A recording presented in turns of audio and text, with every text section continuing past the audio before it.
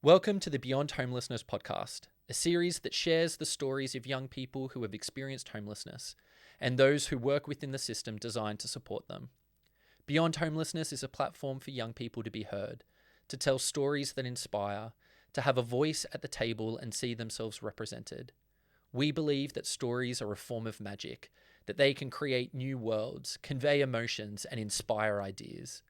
The stories you will hear in this series not only demonstrate the strength and resilience of the people sharing them, but will also get you thinking about viewpoints beyond your own and challenge you to consider the change that needs to take place in order to build a future where youth homelessness does not exist. So we've got a couple of questions to ask you. Number one, what do you think are some of the main reasons young people experience homelessness, and how can society help prevent this from ever happening? Yeah, absolutely. One of the main reasons young people experience homelessness is domestic violence and family breakdown. And there are a lot of contributing factors to that. Geographical isolation from your family, so having your family in different areas. Personally, mine's 5 hours away, out in Dubbo. There's also lack of safe and stable housing, especially in the Shire, where rent prices are astronomical. And I think in the Shire as well, homelessness seems kind of hidden. Absolutely. You don't see it as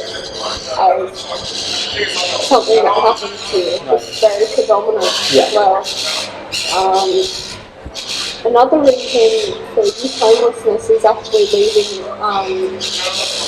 foster care without stable support. 35% of young people that turn 18 and leave foster care end up homeless due to lack of support and lack of foundational housing for them. And that's really disappointing. Yeah, absolutely. Considering they're somewhere that's supposed to provide them safety and shelter, and they've been sent out to the streets. To keep the conversation happening on how to stop this, you really need to engage in conversation. Yeah, absolutely. But this is a reality for a lot of people, and there's no book for it. There's no one look. Yeah, absolutely. Like, you can't just... it impacts a variety of different people for a variety of different reasons at a variety of different times, and so there's no one circumstance, there's no cookie-cutter approach, so to speak, to homelessness. It can impact anyone and everyone for any reason. Yes, absolutely. And I think you're right, having that conversation as a society, like, we need to start bringing these things out of the shadows. It's especially important, it's like being aware of your local supports, which is why we are here today. Yeah, absolutely. Spread awareness and educating yourself on the warning signs of youth homelessness, because what you see outside isn't the reality of what's going on inside. Yeah, absolutely. Yeah, thank you. Next question, how do you think homelessness affects a young person's education, their mental health, future opportunities, and what steps can be taken to support these individuals? Well, realistically, why would you want to go to work? Why would you want to go to school when you're fighting to survive one night? 48% of young people seeking homelessness support in 2021 to 2022 were experiencing mental health issues. That statistic is back from the Australian Institute of Health and Welfare. When you're fighting to put food on the plate, why would you want to go to work?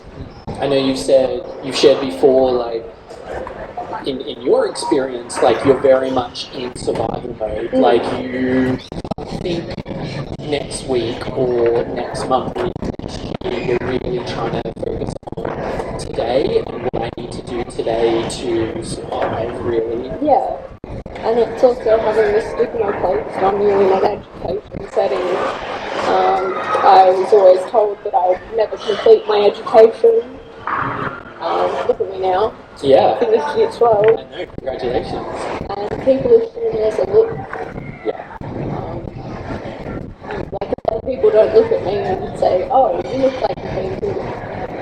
like you've been through the refuges and transitional housing. Oh, yeah. Losing my train of thought here. But No, that's fair. I think, again, that sense of being in survival mode, like, how do you experience rest? How do you work on, I guess, good mental health when, again, you're kind of in this state of anxiety and I don't know where I'm going to sleep, I don't know where my next meal is going to be. Particularly, like, to what you're saying, like, hey, and then I had school telling me, well, you're not going to succeed. So receiving those kinds of messages and the stigmas around homelessness don't help build people up. Oh, they just tear us down, really. What else? Some supports we can put in place for that is specialist education settings. Yeah. So I went to a specialist education school for those with school refusal, which is a huge planned part with those struggling with homelessness, mental health issues, everything combined, which is a key factor for youth homelessness. It's a contributing cause. Yeah. There's also providing trauma-informed care and being aware of how trauma impacts someone's day-to-day life and what trauma is. Yeah. And providing job supports to young people struggling to find careers, especially when they don't really want to. Yeah, absolutely.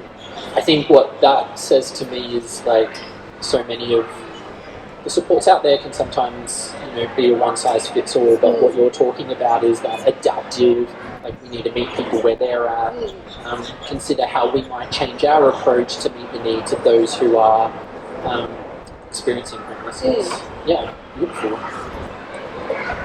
All right, Quinn, third and final question. What role do young people like yourself play in raising awareness and helping combat homelessness in our community, and what can we do to have that impact? Yeah, so young people play a huge role in raising awareness because we're the one it affects. When we grow up, if we haven't found that acceptable housing, that causes trauma, which leads to, if you want to have kids, you can accidentally pass that trauma on to your child. Like, it's super deep and complex thing, but realistically, we're here in the now, and we suffer the consequences of the poor system and the lack of education around us. And we're also a very versatile generation that has access to social media. Perhaps one of the loudest generations. We know what we want and we know how to say it. We can make it happen by sharing stories like I am today, even though it's very scary. And it's a brilliant way to connect and engage with other people. Because real life experiences is one of the most human engagements. Absolutely. It's not a fairy tale, it's the truth, and it has real impacts on people. We can participate in advocacy and activism. Advocate with people instead of for them. That's something I'm hugely with. We want to hear young people's voices. We don't want to assume what they want. Yeah, beautiful.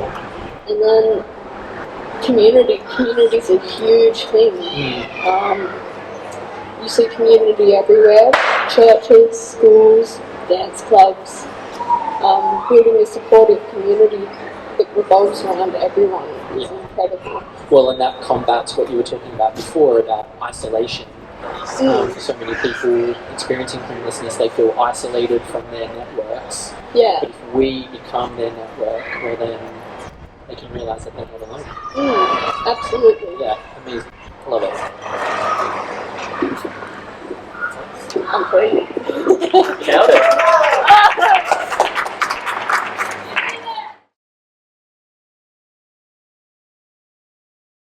The Beyond Homelessness podcast is brought to you by Project Youth, a community-based charity serving the young people of the Sutherland Shire and St. George area in Sydney, Australia.